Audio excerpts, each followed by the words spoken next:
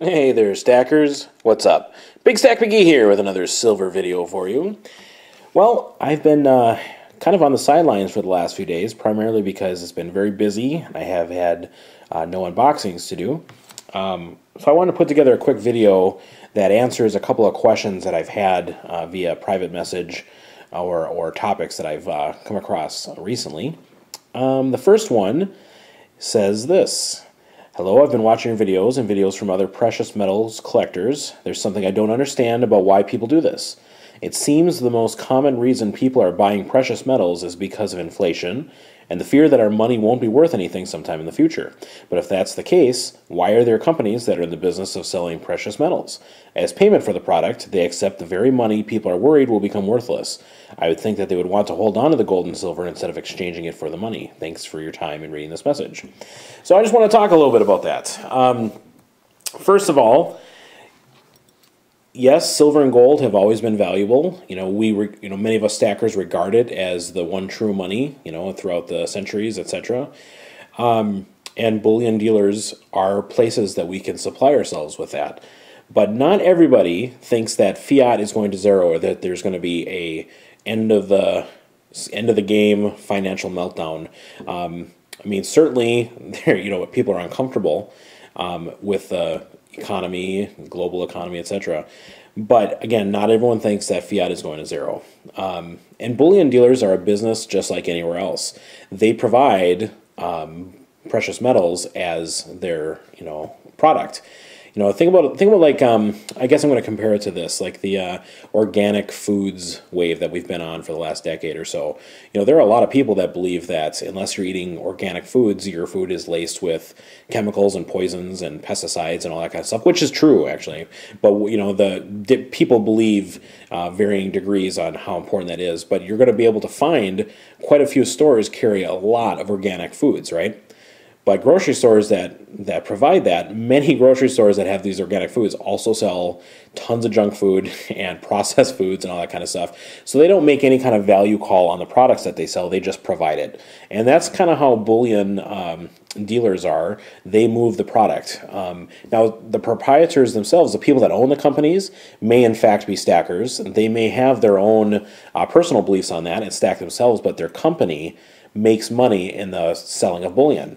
So just like we as, whether it's collectors, savers, or investors, you want to buy low and sell high or not at all, bullion places will make money on every transaction that they do. When they buy bullion from private sources, or let's just say from you and I, like let's say we're selling it back to a bullion dealer, they will buy it at below what it's worth, so that when they later sell it for more than it's worth, there's a spread of profit that they will be able to make from each transaction.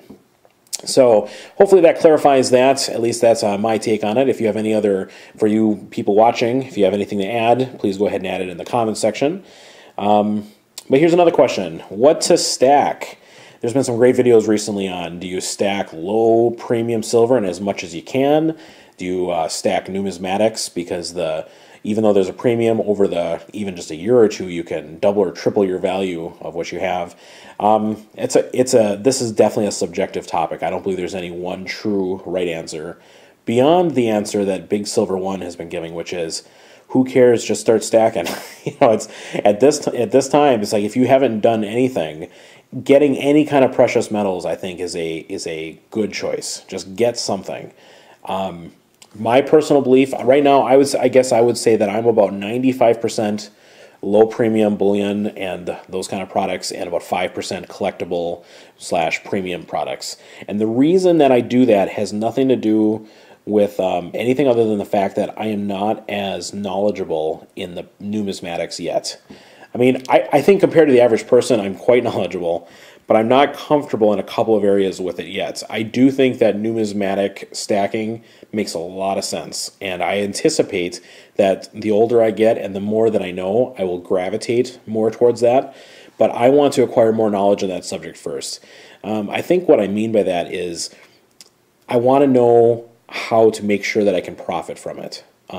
There's so many different variations and the things that are out there with the slab coins, the different agencies, whether you're talking about ancient coins that are, numismatic, whether you're talking about some low mintage modern bullion or things like that. So right now I'm just trying to learn as much as I can about how to potentially profit from that venture before I sink any of my own money into that.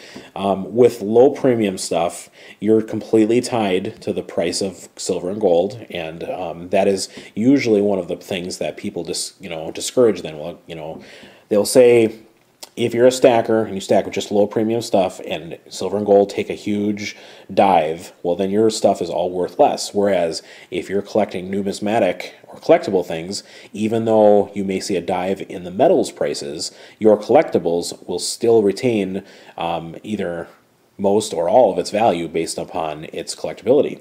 So there is definitely truth in that. However, for those people that are thinking like, you know what, the massive inflation is coming and the dollar is losing its value and I'm looking for my investments or my savings and whatnot to be worth more and I just want to make sure it's there for me, that I'm thinking that in an emergency I may need to liquidate it all quickly to get value out to buy other things. Well, then there's in my mind, pure numismatics kind of lose some of their appeal because you're wanting to move your stuff quickly. And I think anyone out there knows that if you needed money 3 days from now and you took your collection to bullion dealers and try to get as much as you can for it, you would be screwed if you were just numismatics only. Simply because I think that while many places would buy a lot of your stuff, they may not give you what you want, and you'd have to spend a lot of time going from place to place. And if you're counting on purely on selling on like eBay and things like that, that takes time as well.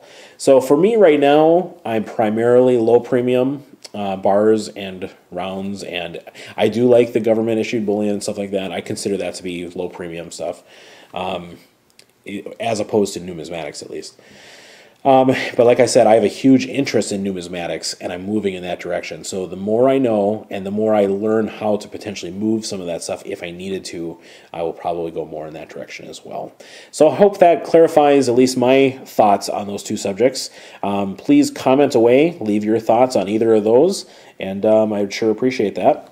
I do have 2 unboxings that are coming up probably in the next week. I've had less unboxings this month, but that's simply because one of the purchases that I made was substantial, and I'm looking forward to getting that in, and it's actually from a YouTuber, so I'm not going to even mention it until I get a chance to unbox it. And then the other one, I'm going to use this as my hint. I had some eBay bucks from this latest October eBay bucks promotion, and I got something along these lines, speaking of some premium silver, but I got a killer deal, and I can't wait to talk about that. So I will save that for the video where I unbox it, which is hopefully in a couple days. And with that, I bid you adieu. You guys have a great day. It's Big Stack McGee, and we'll talk to you soon. Thanks.